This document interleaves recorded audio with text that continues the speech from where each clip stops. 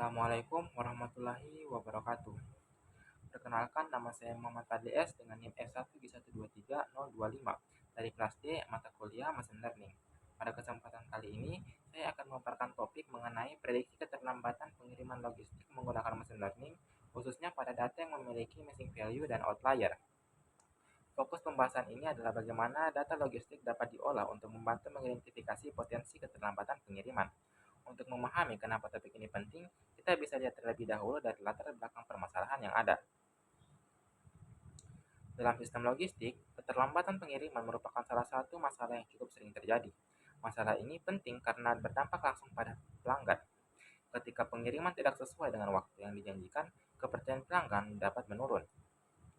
Selain itu, keterlambatan juga mempengaruhi efisiensi operasional seperti terganggunya alur distribusi dan meningkatkan biaya.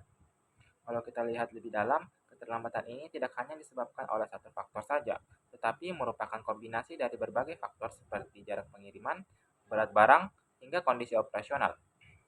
Karena kompleksnya faktor-faktor tersebut, maka menarik untuk dikaji bagaimana pola keterlambatan ini dapat diidentifikasi berdasarkan data yang tersedia.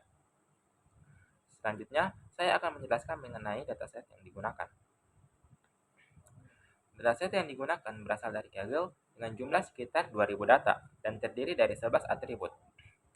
Beberapa fitur utama yang digunakan antara lain jarak pengiriman, estimasi waktu transit, berat barang, dan biaya, karena fitur-fitur ini secara logis berpengaruh terhadap keterlambatan. Selain itu, terdapat juga fitur kategorikal seperti warehouse asal, tujuan pengiriman, dan jasa pengiriman. Dataset ini memiliki beberapa tantangan, yaitu adanya missing value, outlier, serta distribusi data yang tidak seimbang, sehingga dilakukan tahap pre-processing. Pada tahap pre-processing, tujuan utamanya adalah menyiapkan data agar lebih bersih dan siap digunakan dalam proses analisis. Karena kualitas data sangat berpengaruh terhadap hasil yang diperoleh, maka tahap ini menjadi sangat penting. Adapun tahap pre-processing pertama yang saya lakukan adalah menangani missing value, khususnya pada variable cost dengan mengisi berdasarkan kombinasi warehouse dan destination agar nilainya lebih representatif.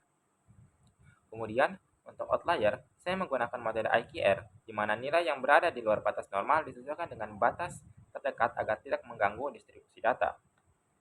Selanjutnya, saya mengubah tipe data. Tipe data pada kolom tanggal diubah menjadi date time agar dapat diolah secara numerik, misalnya untuk menghitung durasi pengiriman. Tahap selanjutnya adalah fitur engineering. Dari hasil tersebut, saya membuat fitur baru yang durasi pengiriman yang dihitung dari selisih antara tanggal kirim dan tanggal diterima. Fitur ini penting karena berkaitan langsung dengan keterlambatan. Selanjutnya, saya membuat variabel target, yaitu delay. Jika durasi pengiriman melebihi waktu transit yang ditentukan, maka dikategorikan sebagai terlambat. Sedangkan jika tidak, maka termasuk tidak terlambat. Selanjutnya adalah encoding. Data kategorikal seperti warehouse, tujuan, dan jasa pengiriman diubah ke bentuk numerik menggunakan label encoding agar dapat diproses oleh model machine learning.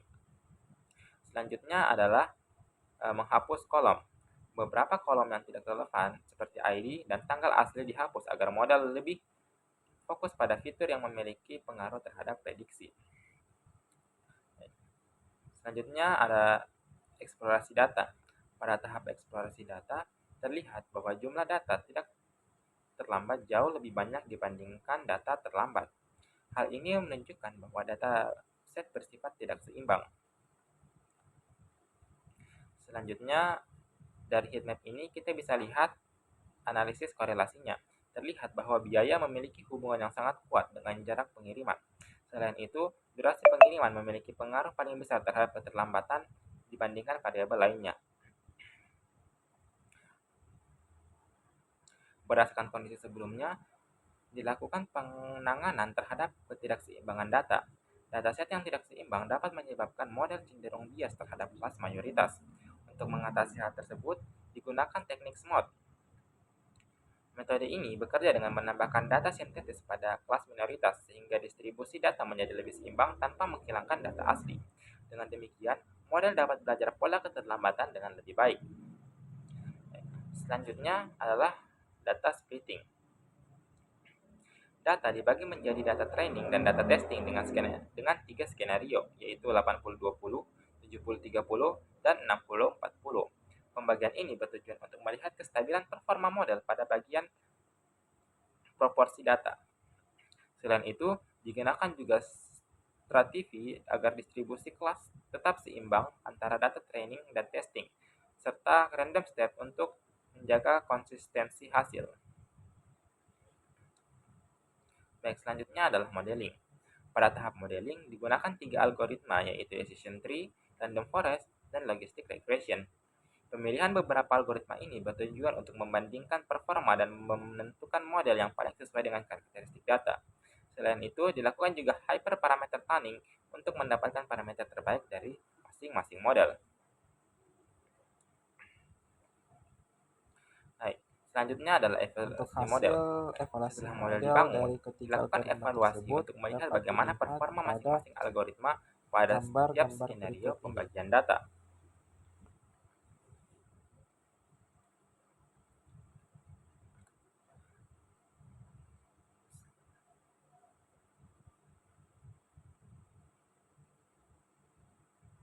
Selanjutnya adalah perbandingan model. Hasil ini menunjukkan bahwa seluruh model memiliki performa yang sangat baik dengan akurasi di atas 98%.